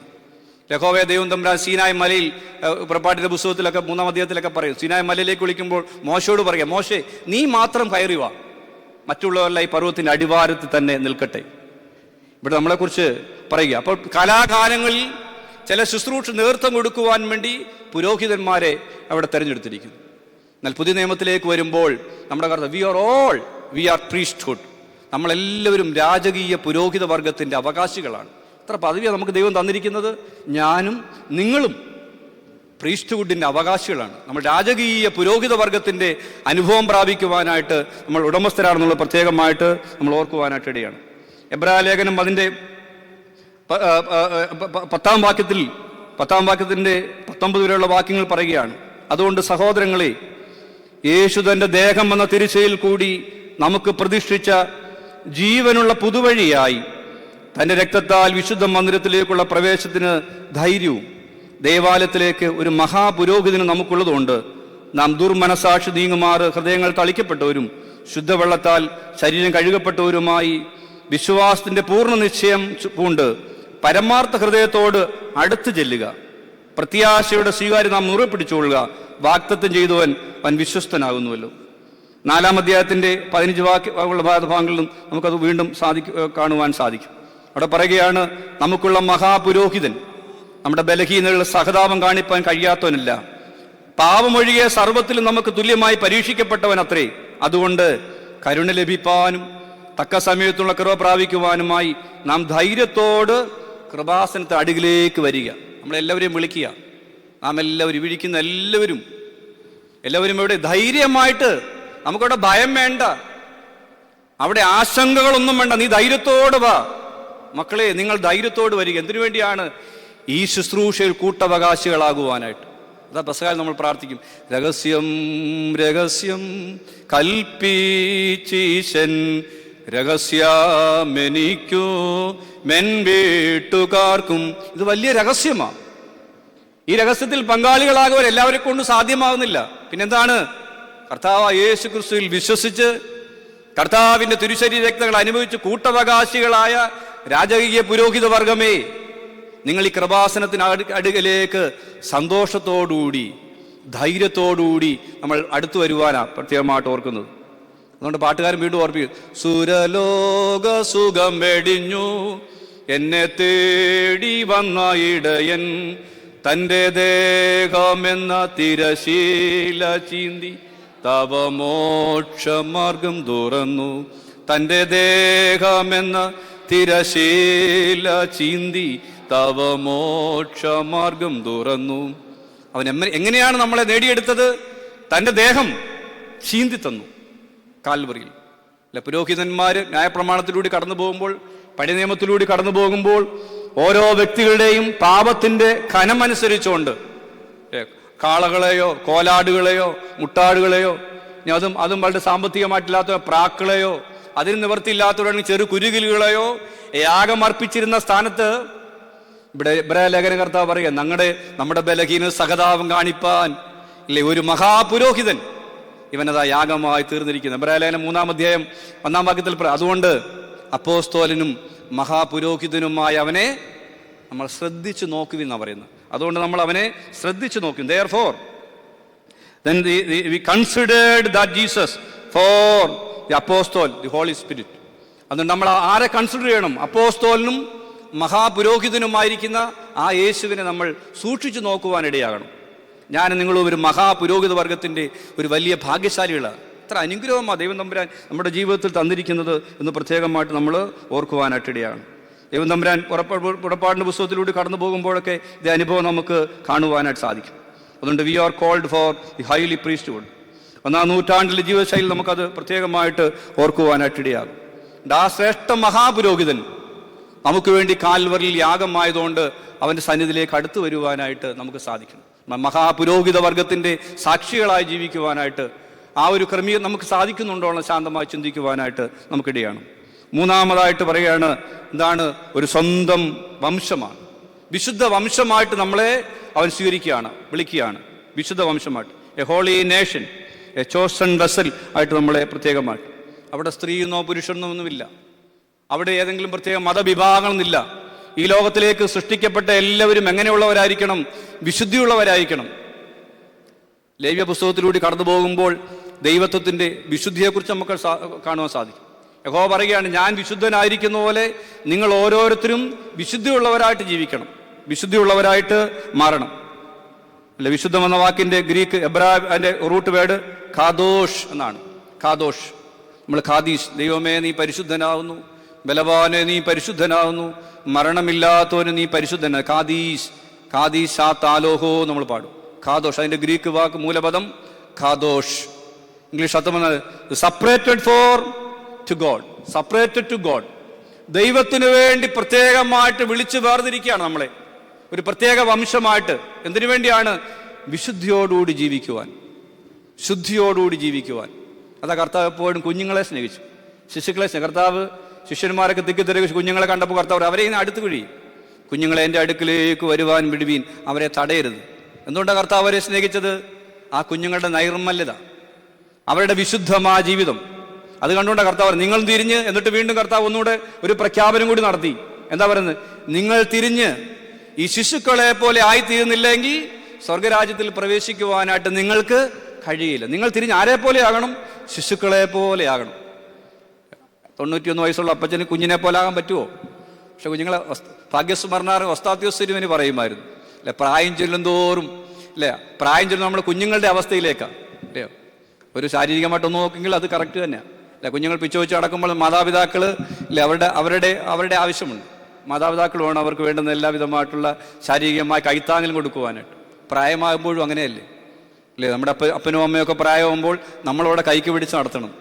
അതാ അവർക്ക് സന്തോഷം. കൊച്ചുമക്കളൊക്കെ അവരോട് ചേർന്ന് ആ കൊച്ചുമക്കളൊന്ന് കൈക്ക് പിടിച്ച് നടത്തുമ്പോൾ അവർക്ക് എത്ര സന്തോഷം. അവിടെ ആ ചെറുപ്പകാലത്ത് അവരനുഭവിച്ച ആ സന്തോഷം അവരറിയുക.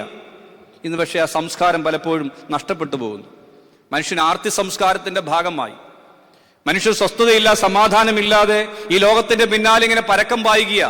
എന്തിനൊക്കെയോ വേണ്ടി, ഏതിനൊക്കെയോ വേണ്ടി എല്ലാം സന്തോഷവും സമാധാനവും ഒക്കെ നഷ്ടപ്പെടുത്തി ആധുനിക ലോകത്തിൽ ഇങ്ങനെ മനുഷ്യനിങ്ങനെ യാത്ര ചെയ്തുകൊണ്ടേയിരിക്കുക.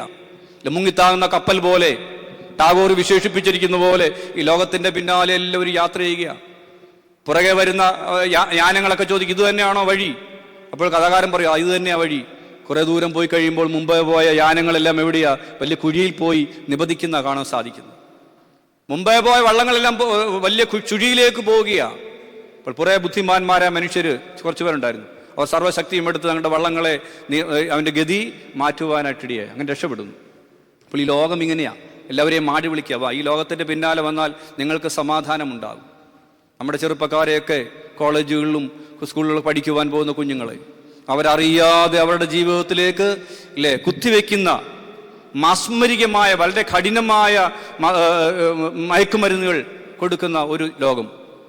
എങ്ങനെ വേണമെങ്കിലും മറ്റുള്ളവരെ നശിപ്പിച്ചവരാണെങ്കിലും ഈ ലോകത്ത് ഞങ്ങൾക്ക് കുറെ കൂടി സമ്പാദിക്കണം എന്നുള്ള ആഗ്രഹത്തോടെ കടന്നു പോകുന്ന ഒരു സാഹചര്യം. വിശുദ്ധിയില്ലാത്ത ജീവിതത്തിലൂടെ കടന്നു പോകുന്ന ഒരു ആധുനിക തലമുറ.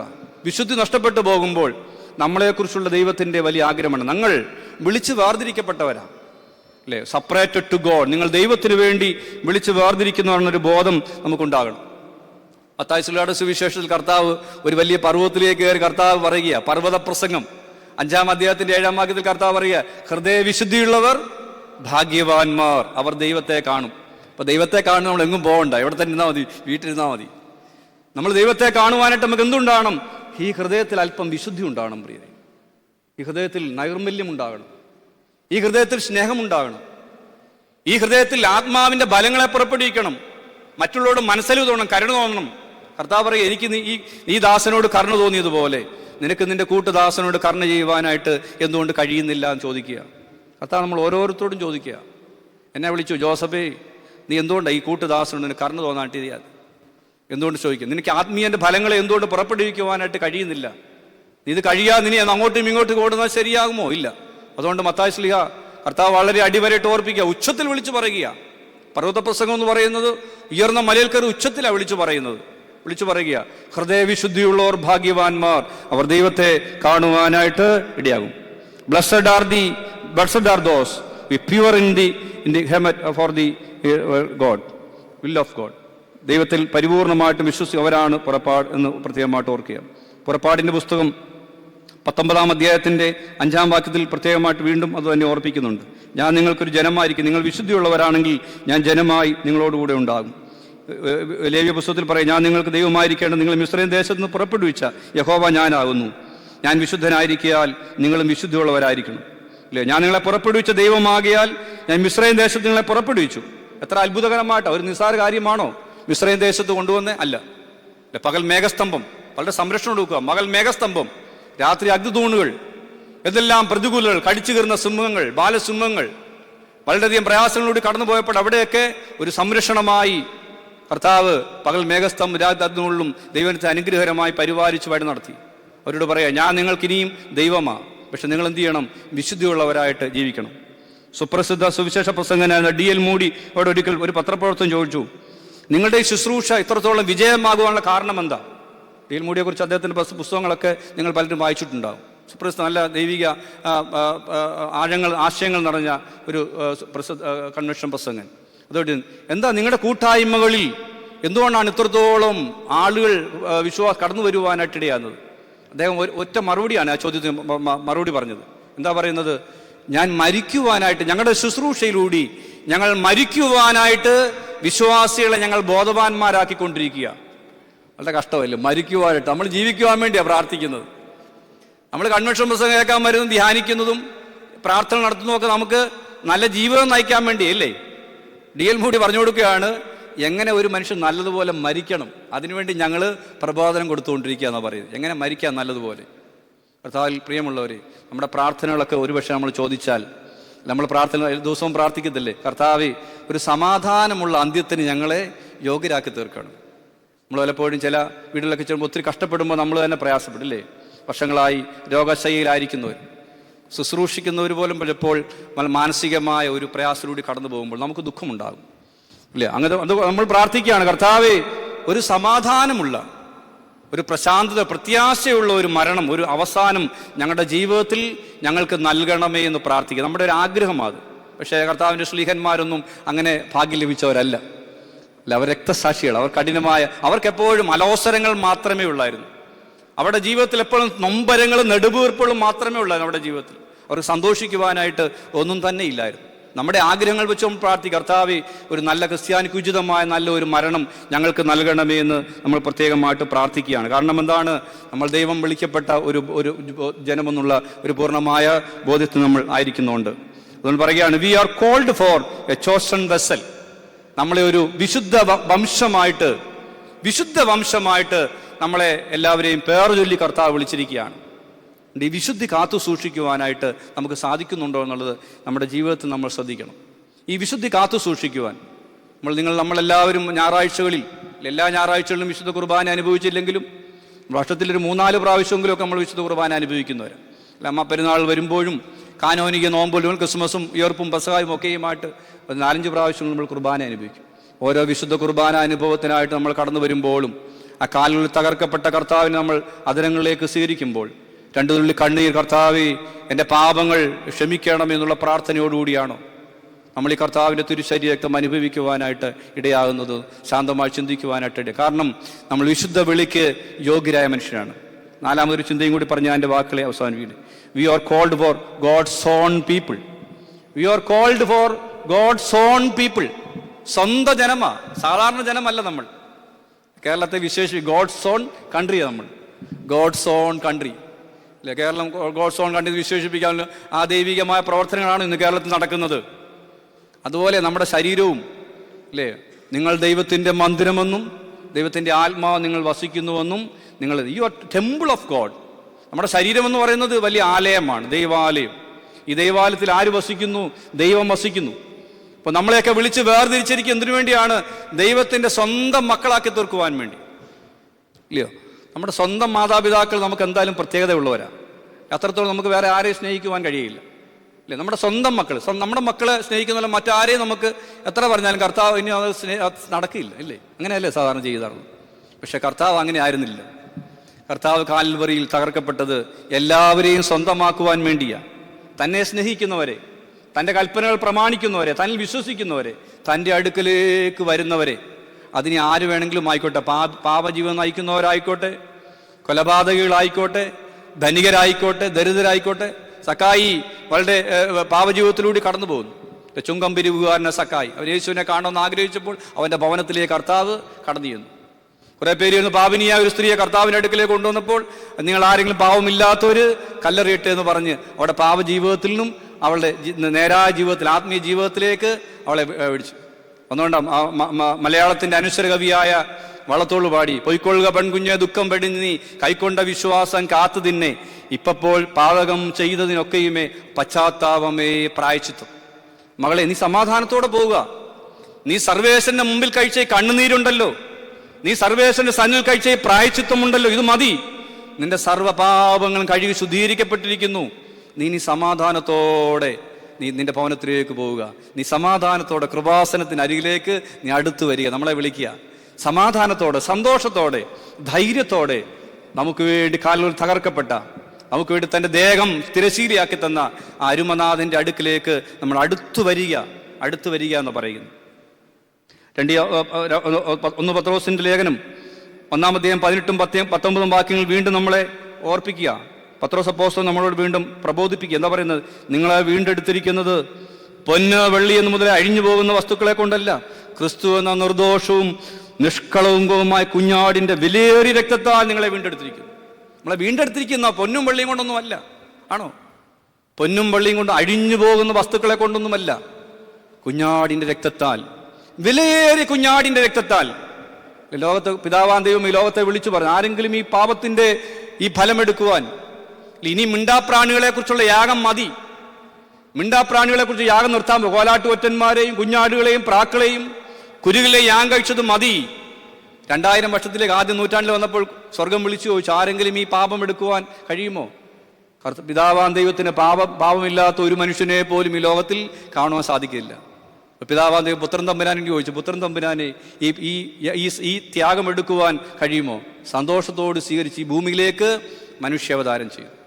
വചനം ജഡമായി തീർന്നു. വചനം ജഡമായി ഇതാ നിങ്ങളുടെ ഇടയിൽ തന്നെ വസിച്ചിരിക്കുന്നു. ആ വചനം ജഡമായ യേശു നമ്മോട് പറയുക, നമ്മളെ വീണ്ടെടുത്തിരിക്കുന്നത് പൊന്നും വെള്ളിയും അഴിഞ്ഞു പോകുന്ന ഘടകങ്ങളെ കൊണ്ടല്ല, അഴിഞ്ഞു പോകാത്ത നിഷ്കളങ്കവും നിർമ്മലവുമായ കുഞ്ഞാടിന്റെ രക്തത്താൽ നമ്മളെ ഓരോരുത്തരെയും വിലയ്ക്ക് വാങ്ങിയിരിക്കുക. അവൻ എത്ര അനുഗ്രഹമാ! പത്രോസ് അപ്പോസ്തലൻ പറയാം, നമ്മളെ വിലയ്ക്ക് വാങ്ങിയിരിക്കുക. ആ അപ്പോസ്തലനാ പറഞ്ഞത്, എനിക്ക് അവൻ്റെ പാദത്തിൽ ചുംബിച്ചുകൊണ്ട് വേണം എനിക്ക് മരിക്കുവാൻ, പടയടി യാചിക്കുക, എന്നെ ശിരച്ഛേദം ചെയ്യുമ്പോൾ എനിക്ക് അവൻ്റെ പാദം ചുംബിച്ചുകൊണ്ട് വേണം എനിക്ക് ഈ ലോകത്തിൽ നിന്ന് മാറ്റപ്പെടുവാൻ. അപ്പം നമ്മളെ വിലയ്ക്ക് വാങ്ങിയത് കുഞ്ഞാടിൻ്റെ രക്തത്താൽ നമ്മളെ വിലയ്ക്ക് വാങ്ങിയിരിക്കുന്ന സഭയോട് നമ്മൾ ഓർക്കുക. 2-ാം അധ്യായത്തിൻ്റെ 1 ആകയാൽ, അതുകൊണ്ട് നമ്മോട് ഒരു പ്രബോധനം കൂടിയുണ്ട്. പത്രോസ് അപ്പോസ്തലൻ വീണ്ടും നമ്മോട് പറയുക, 2-ാം അധ്യായം 1 മുതൽ 5 നിങ്ങൾ വീട്ടിൽ പോയി ധ്യാനിക്കണം. ഈ ശ്ലീഹന്മാർ നോമ്പിൽ കൂടി കടന്നു പോകുമ്പോൾ നമ്മൾ ഓർക്കണം. 2-ാം അധ്യായം 1 മുതൽ 5 മുതൽ വാക്കിൽ പറയാം, ആകയാൽ സകല ദുഷ്ടതയും എല്ലാ ചതിവും വ്യാജഭാവവും അസൂയയും എല്ലാ നുണയും എല്ലാം നീക്കിക്കളഞ്ഞ് ഇപ്പോൾ ജനിച്ച ശിശുക്കളെ പോലെ മായമില്ലാത്ത വചനമെന്ന പാൽ കുടിക്കുവാൻ നിങ്ങൾ ആഗ്രഹിപ്പീൻ, വാഞ്ചിപ്പീൻ എന്ന് പറയുന്നത്. ഇപ്പോൾ ജനിച്ച കുഞ്ഞുങ്ങളെ പോലെ, ഇപ്പോൾ ജനിച്ച ശിശുക്കളെ പോലെ ഇതെല്ലാം ഒന്ന് കഴുകിക്കളെ. ദുഷ്ടത, നമ്മുടെ ഹൃദയ ദുഷ്ടതകളൊന്ന് കഴുകിക്കളെ, നമ്മുടെ ശരീരത്തിൽ നിന്ന് മാലിന്യങ്ങളൊന്ന് കഴുകിക്കളെ. ഇത് കഴുകിക്കളഞ്ഞ് ദൈവത്തിൻ്റെ അടുക്കിലേക്ക് വാ. നിഷ്കളങ്കമായ കുഞ്ഞാടിന്റെ രക്തത്താൽ നിങ്ങൾ തളിക്കപ്പെട്, ശുദ്ധീകരിക്കപ്പെട്, അനുഗ്രഹം പ്രാപിക്കുക. കാരണം എന്താ? നിങ്ങളെ വിളിച്ചിരിക്കുന്നത് ഒരു രാജകീയ പുരോഹിത വർഗമായിട്ടാണ്, ഒരു വിശുദ്ധ വംശമായിട്ട് നമ്മളെ വിളിച്ച് വേർതിരിക്കപ്പെട്ടിരിക്കുകയാണ്. എൻ്റെ 23-ാം വാക്യത്തിൽ വീണ്ടും പറയുകയാണ്, കെടുന്ന ബീജത്താലല്ല, കെടാത്തതിനാൽ ജീവനുള്ളതും നിലനിൽക്കുന്നതുമായ ദൈവവചനത്താൽ തന്നെ നമ്മളെ വീണ്ടും ശുദ്ധീകരിച്ചിരിക്കുന്നു. ഇത് കെട്ടുപോകുന്നതല്ല, ഇത് നശിച്ചു പോകുന്നതല്ല, ഇത് ജീവനുള്ള വചനമാണ്. ഈ വചനം ദൈവത്തിൻ്റെ വചനം, മാറ്റമില്ലാത്ത വചനം. ഈ വചനമാണ് ദൈവമായി ജഡമായി നമ്മുടെ ഇടയിൽ ഈ ജഡത്താൽ, ഈ വചനത്താൽ നമ്മളെ വീണ്ടെടുത്തിരിക്കുക. നമ്മളെ ഈ വചനത്തിലൂടെ നമ്മൾ ശുദ്ധീകരിക്കപ്പെടണം. ഈ വചനം വായിച്ച് നമ്മൾ മായമില്ലാത്ത, എവിടെ നോക്കിയാലും മായമില്ലാത്ത എന്തെങ്കിലും ഉണ്ടോ? നമ്മുടെ കടലിലെല്ലാം വിഷം, കണ്ടെയ്നർ കണക്കിന് വിഷം കൊണ്ട് അടിഞ്ഞിരിക്കുക. നമ്മൾ ആയപ്പെട്ട മത്സ്യമൊക്കെ കഴിക്കുക, എന്നാലും ഇന്ന് നോയമ്പാകുന്ന അത്ര സന്തോഷത്തോടെ ഇരിക്കാം, അല്ലെ? മത്സ്യം വാങ്ങണ്ടായല്ലോ. കടലിലെല്ലാം വിഷം കടന്നിരിക്കുകയാണ്, മായം കടന്നിരിക്കുകയാണ്. അങ്ങനെ എവിടെയെല്ലാം മായമാണ്, എല്ലാം മായമില്ലാത്തത് നമ്മളൊന്നും കഴിക്കുന്നില്ല. അതുകൊണ്ട് ജീവിതശൈലി രോഗങ്ങൾ, ക്യാൻസർ രോഗം വളരെയധികം വർദ്ധിച്ചിരിക്കുന്നു. നമ്മുടെ കുടുംബത്തിലും നമ്മുടെ ഭവനങ്ങളിലും നമ്മുടെ സഹോദരങ്ങളിലുമൊക്കെ ക്യാൻസർ രോഗം, ജീവിതശൈലി രോഗങ്ങൾ വളരെ വർദ്ധിച്ചിരിക്കുന്നു. കാരണം എന്താ? നമ്മൾ കഴിക്കുന്നതും സ്വീകരിക്കുന്നതും ശ്വസിക്കുന്നതുമെല്ലാം മലീമസമായിരിക്കുന്ന ജീവിത കാര്യങ്ങളാണ്. അതുകൊണ്ട് രോഗം വളരെയധികം വർദ്ധിച്ചിരിക്കുന്നു. ജീവിതശൈലി, ക്യാൻസർ രോഗമുള്ള മഹാഗുരുതരമായ രോഗങ്ങൾ വർദ്ധിച്ചിരിക്കുന്നു. കർത്താവിൽ പ്രിയമുള്ളവരെ, നമ്മൾ അടുത്തുവാ, ദൈവത്തിങ്കിലേക്ക് അടുത്തുവാ, നോമ്പ് നോക്കുവാനായിട്ട് അടുത്തുവാ. കാരണം നമ്മളെ വിലയ്ക്ക് വാങ്ങിയത് അവൻ തൻ്റെ കുഞ്ഞാടിൻ്റെ രക്തത്താൽ അവൻ വിലയ്ക്ക് വാങ്ങിയിരിക്കുകയാണ്. വിവാഹോദാശിൽ ഒരു പാട്ട് കൂടിയുണ്ട്, മോതിരം പാടിൻ്റെ ശുശ്രൂഷയിൽ പാടുകയാണ്. വീടിൻ ഭരണം ശീമോനെ, സുവിശേഷം യോഹന്നാനെ, കൽപ്പിച്ചിലെ രക്തത്താൽ ഞാൻ വാങ്ങിയൊരീ സഭയെ നിങ്ങൾ സംരക്ഷിപ്പീൻ. ഞാൻ എൻ്റെ വാക്കുകൾ ഇവിടെ ഉപസംഹരിക്കുവാനായിട്ട് ആഗ്രഹിക്കുകയാണ്. അപ്പോൾ നമ്മുടെ വിലയ്ക്ക് വാങ്ങിയിരിക്കുന്നത് രക്തത്താൽ, രക്തം കൊടുത്തു വാങ്ങിയ ഈ സഭയെ, ഈ സഭ ഞാനും നിങ്ങളും അടങ്ങുന്ന ഈ സമൂഹം, പരിശുദ്ധ പിതാക്കന്മാർ നേതൃത്വം കൊടുക്കുന്ന പരിശുദ്ധ ബാബ തിരുമേനിയും എപ്പിസ്കോപ്പൽ സുന്നകദോസും പരിശുദ്ധ പിതാക്കന്മാരും നേതൃത്വം കൊടുക്കുന്ന ഈ സഭ സക്കായിയുടെ കാട്ടത്തി പോലെയാ. ഇത് സംരക്ഷിക്കേണ്ട സഭാമക്കൾ. ഈ ഗാത്രത്തിൽ ഒരു മലീമസവും കടന്നു വരുവാൻ പാടില്ല, ഒരു മലിനയും കടന്നു വരുവാൻ പാടില്ല. ഇത് ശുദ്ധി. കാരണം എന്താണ്? ഈ സഭയുടെ അധിപനായിരിക്കുന്ന, ഈ സഭയെ കെട്ടുപണിതവൻ, അവൻ തന്റെ രക്തത്താൽ നമ്മളെ വിലക്കി വാങ്ങിയിരിക്കുകയാണ്. അതുകൊണ്ട് വിവാഹോദാശയിൽ പറയുന്നത്, രക്തത്താൽ ഞാൻ വാങ്ങിയ സഭയെ നിങ്ങൾ കാത്ത് സംരക്ഷിക്കുവീൻ. ഈ രക്തത്വം കൊടുത്ത് വാങ്ങിയ ഈ സഭയെ കാത്തു സംരക്ഷിക്കുവാനായിട്ട് നമുക്ക് സാധ്യമാകട്ടെ. നമ്മൾ ധ്യാനിച്ച വേദഭാഗം 1 പത്രോസിന്റെ ലേഖനം 2-ാം അധ്യായത്തിന്റെ 9 വാക്യമാണ്. നിങ്ങളോ അന്ധകാരത്തിൽ നിന്നും തൻ്റെ അത്ഭുത പ്രകാശത്തിലേക്ക് തന്നെ വിളിച്ചവന്റെ സൽഗുണങ്ങളെ ഘോഷിപ്പാൻ തക്കവണ്ണം തിരഞ്ഞെടുക്കപ്പെട്ട ഒരു ജാതിയും രാജകീയ പുരോഹിതവർഗവും വിശുദ്ധ വംശവും സ്വന്തം ജനവുമാകുന്നു. മുമ്പേ ജനമല്ലാത്തവർ, ഇപ്പോഴോ നിങ്ങൾ ദൈവത്തിൻ്റെ സ്വന്തം ജനം. മുമ്പേ കരുണ ലഭിക്കാത്തവർ, ഇപ്പോഴോ നിങ്ങൾ കരുണ ലഭിച്ചവർ തന്നെ. നമ്മൾ ദൈവത്തിൽ സ്നേഹിക്കപ്പെടുവാൻ യാതൊരു അർഹതയും ഇല്ലായിരുന്നൊരു ജനം.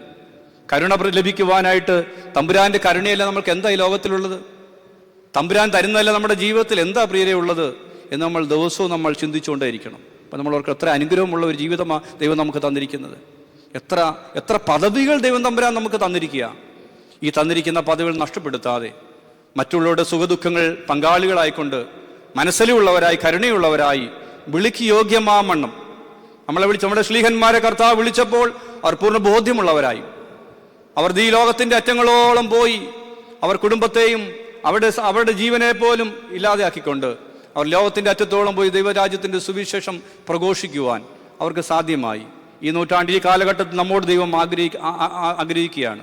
ഇതാണ്, ഈ കാലഘട്ടത്തിൽ ദൈവത്തിന്റെ വിശ്വസ്ത സാക്ഷികളായി, ദൈവത്തിന്റെ വിശുദ്ധിയുള്ള സാക്ഷികളായി ജീവിക്കുവാനായിട്ട് നിങ്ങൾക്ക് സാധ്യമാകുമോ എന്ന് കർത്താവ് നമ്മോട് ചോദിക്കുകയാണ്. ഈ പരിശുദ്ധ നോമ്പിന്റെ അനുഗ്രഹകരമായ ദിവസങ്ങളിലൂടെ ശ്ലീഹന്മാരുടെ സ്മരണ നമ്മൾ നിർവഹിക്കുന്ന ഈ സമയത്ത്, ഈ അനുഗ്രഹ ദിവസങ്ങളിലൂടെ കടന്നു പോകുമ്പോൾ ആ ശ്ലീഹന്മാരുടെ മധ്യസ്ഥത നമുക്ക് അനുഗ്രഹകരമായി തീരുന്നതിന് വേണ്ടി പ്രത്യേകമായിട്ട് പ്രാർത്ഥിക്കാം. പരിശുദ്ധമായ ജീവിതം കൊണ്ട്, വിശുദ്ധിയുടെ അനുഗ്രഹം കൊണ്ട്, അനുഭവം കൊണ്ട് ഈ പരിമലയെ പുണ്യമാക്കിയ പരിമല കൊച്ചു തിരുമേനിയുടെ മധ്യസ്ഥതയും പ്രാർത്ഥനയും നമുക്കെല്ലാവർക്കും അനുഗ്രഹകരമായി തീരട്ടെ, നമുക്ക് സംരക്ഷണമായി തീരട്ടെ എന്ന് പ്രാർത്ഥിച്ചുകൊണ്ട് എനിക്ക് ഇന്ന ദിവസം ഈ ധ്യാന ശുശ്രൂഷയ്ക്ക് അനുവാദവും അവസരവും ഒരുക്കെത്തുന്ന പരിമല സെമിനാരിയോടും എൻ്റെ മാന്യരെ അനുഗ്രഹകരമായ ശുശ്രൂഷ നിർവഹിച്ചുകൊണ്ടിരിക്കുന്ന ഏറ്റവും പ്രിയപ്പെട്ട എഴുദോസച്ചനോടും എൻ്റെ ജ്യേഷ്ഠ സഹോദരനായ മാത്തുകുട്ടിച്ചനോടും ജെറിനച്ചനോടും എല്ലാ പ്രിയപ്പെട്ടവരോടുമുള്ള നന്ദി അറിയിച്ചുകൊണ്ട് എൻ്റെ വാക്കുകളെ ഉപസംഹരിക്കുന്നു. ഇത്ര സത്യം വീക്ഷിച്ച നിങ്ങളെല്ലാവരെയും ദൈവം തമ്പുരാൻ അനുഗ്രഹിക്കട്ടെ. നിങ്ങളോടും ഹൃദയപൂർവ്വമായ നന്ദി അറിയിക്കുന്നു. സർവേശ്വരൻ നമ്മളെല്ലാവരെയും അനുഗ്രഹിക്കുകയും സഹായിക്കുകയും ചെയ്യട്ടെ.